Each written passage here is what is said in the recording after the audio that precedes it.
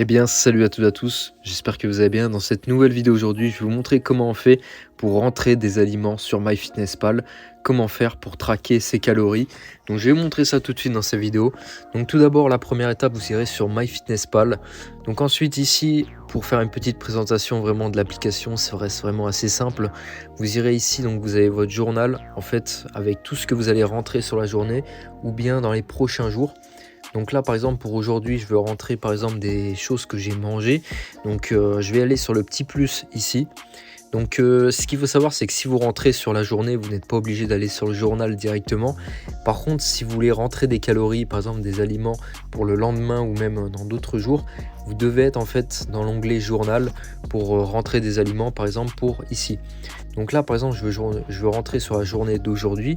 Donc je veille à bien être dans aujourd'hui ou bien à retourner sur l'accueil. On voit qu'en dessous de MyFitnessPal, dans passer à Premium, à gauche, on voit que je suis sur aujourd'hui. Donc on va cliquer sur le petit plus.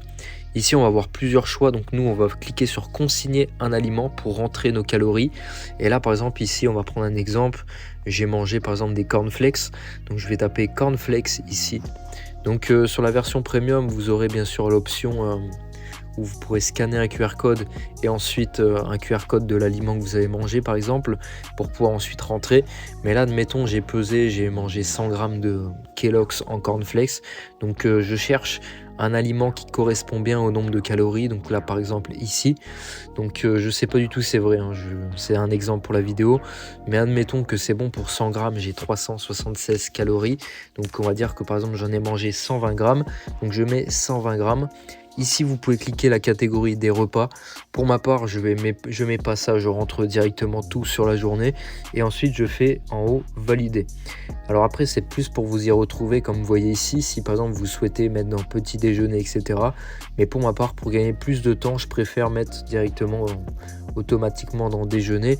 Et là, vous voyez en fait que tout ce que je rentre sur la journée, au final, est dans déjeuner. Tout simplement. Donc ensuite, si je veux supprimer un aliment, j'ai juste à slider sur le côté, sur la gauche et cliquer sur supprimer. Comme vous pouvez le voir vraiment sur les autres que je fais, c'est toujours sur la journée, pratiquement. Donc après, il y a des jours où je ne vais pas traquer entièrement, enfin ça dépend. Mais là, le but de cette vidéo, c'est surtout de vous montrer, pas du moins à mon échelle, mais vous montrer comment on fait pour traquer en fait ses calories, rentrer ses calories, etc. Tout simplement. Donc voilà, donc c'est vraiment super simple. Donc vous faites le petit plus, vous sélectionnez un aliment et ensuite vous sélectionnez, vous mettez le grammage, la portion aussi. Parce que si vous mettez 100 grammes directement, en fait, ça risque de vous mettre un petit peu beaucoup de calories. Donc après, c'est à vous de voir.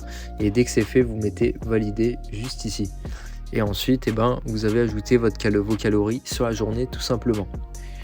J'espère que cette vidéo vous aura plu. N'hésitez pas à vous abonner, à liker, à commenter, ça me ferait extrêmement plaisir.